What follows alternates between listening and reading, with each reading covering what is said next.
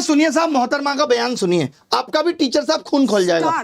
Star teacher, YouTube वाले star teacher, YouTube वाले star teacher, जानना ना कौड़ी, कभी ब्लैक बोर्ड लेकर कुछ एक्सप्लेनर बनाते हैं, खाली व्यूज बटोरते हैं, उटपटांग ग्रैब्स लिखते हैं और उसके बाद से अपने आप को इतना महारथी समझने लगते हैं कि कुछ लोग उनको फॉलो करने लगते हैं उनके तमाशे की वजह से, और फिर वो जाकर जहां पर जो आता है वो बोलते हैं और उसके दम पर फिर वो पैसे वसूलते हैं, छात्रों से वसूलते हैं। बिल्कुल तुम्हारी तरह एकदम बात है। ये जो एक्सप्लेनर बनाने वाले यूट्यूबर्स हैं और जो शिक्षक हैं उनमें फर्क है, वो फर्क सबको समझना पड़ेगा।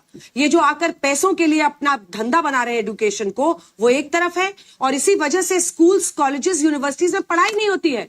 बच्चों से कह दिया जाता है कि भैया तुम कोचिंग सेंटर कोई ज्वाइन कर लो तभी तुम क्रैक कर पाओगे। ये कैसी व्यवस्था में हम जी रहे हैं? ये बहुत बड़ा सवाल है। आज बहुत बड़ा सवाल किया है मैडम ने कि जो यूट्यूब पे पढ़ा रहे हैं और जो शिक्षक हैं उनमें फर्क है। वही शिक्षक जिन्होंने ओएसएम में कितनी गड़बड़ियां की हैं, उन्हीं शिक्षक की बात हो रही है। यूट्यूब का टीचर हम जैसे तमाम लोग जिन्होंने लोगों को पढ़ा करके सरकार के अंदर भेजा। सोचिए, वो मैडम कह रही है कि फर्क होता है। फर्क मैडम रियल मीडिया और आपके जैसी चाटुकारी मीडिया में भी होता है। पता है आपको, यह समझना पड़ेगा। जिस तरीके से आप कह रही ना व्यूज के लिए, आप टीआरपी के लिए किस तरीके से स्टूडियो के अंदर घमासान कराती हैं वो दुनिया ने देखा है कि कोई लॉजिक नहीं, सिर्फ उलूल जुलूल बातें।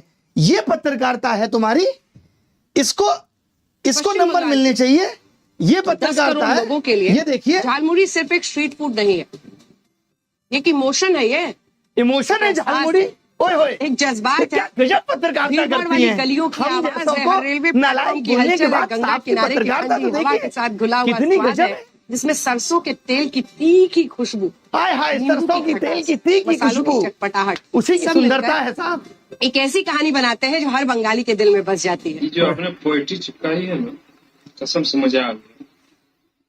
सोचिए कैसे कैसे मीम बन रहे हैं तुम लोगों पे।